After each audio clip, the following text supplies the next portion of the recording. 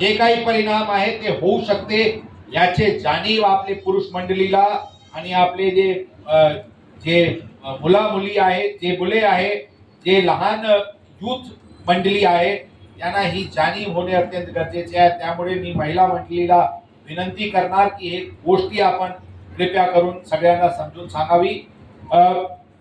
आमचे स्थानिक पोलीस अधिकारी आणि पोलीस निरीक्षक जे नवीनच आलेले आहे, एसीपी साहेब पण नवीन आहे आणि जे टीम ज्यांनी काम केलेली आहे त्यांचे सगळ्यांचे अभिनंदन करतो। मी शहरात कायदा सुव्यवस्थाची परिस्थिती निर्माण होणार नाही, जातीय सलोख्यावर विपरीत परिणाम होणार नाही यासाठी पोलीस दल पूर्णपणे सुसज्ज आहे, कटिबद्ध आहे आणि वचनबद्ध आहे।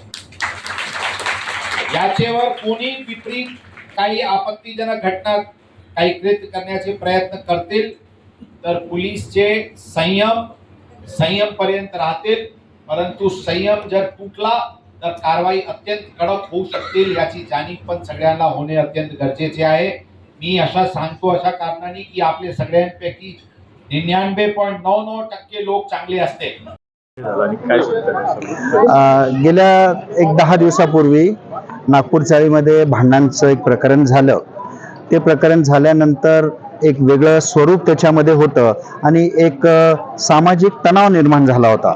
तो तणाव निर्माण झाल्यानंतर त्याचे परिणाम हे संपूर्ण महाराष्ट्रामध्ये होणार होते, शहरामध्ये होणार होते आणि सामाजिक सलोखा जो बिघडणार होता त्याच्यामध्ये सर्व समाज घटकातील नागरिकांनी मिळून, स्थानिक नागरिकांनी मिळून, स्थानिक सर्व जाती, धर्म, पक्ष आणि संघटनांच्या सर्वांनी मिळून या ठिकाणी हा आमच्या घरातलं भांडण आहे हे आम्ही या ठिकाणी आपसामध्ये मिटवू असं एक भूमिका घेतली।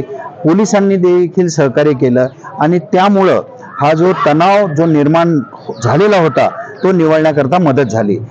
त्याला पोलीस आयुक्तांपासून त्यांचे additional CP, joint CP, DCP आणि इतर सगळे हे सगळ्यांनी आणि स्थानिक पोलीस पीआय प्लस स्थानिक LIBचे सर्व त्यांचे जे कर्मचारी आहेत त्यांनी या भागामधील नागरिकांशी रोजच्या रोज संवाद करून या ठिकाणी घटना घडली। ते घडलेल्या घटनेवरती सगळ्यांनी शांततेत सहकार्य करा हे सांगितलं आणि त्याला अनुसरून नागरिकांनी जो प्रतिसाद दिला त्यामुळं हा सामाजिक सलोखा जो आहे तो अबाधित राहिल्यामुळं पोलीस कमिशनर साहेबांनी स्वतः आम्हाला सांगितलं की या ठिकाणी येऊन मी नागरिकांशी संवाद करतो आणि त्या अनुषंगाने आज या ठिकाणी आले।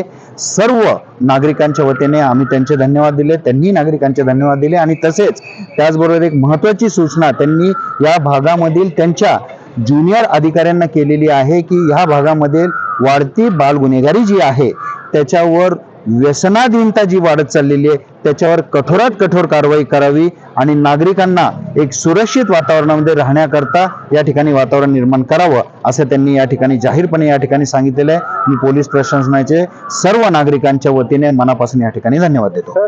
जे गुन्हेगार गुन्हा करतील त्यांच्यावर कडक कारवाई करण्यात त्याबद्दल नाही, त्यांनी ते अतिशय स्पष्ट सांगितलं की जेवढे गुन्हेगार आहेत त्यांना आधी गोडीत सांगा आणि गोडीत नाही त्यांनी ऐकलं तर मग आपणही किती मोठ्या प्रमाणे कारवाई करू शकतो हा कायद्याचा धाक हा त्यांना जरूर दाखवा आणि कडक कारवाई करा ही भूमिका त्यांनी या ठिकाणी घेतलेली आहे।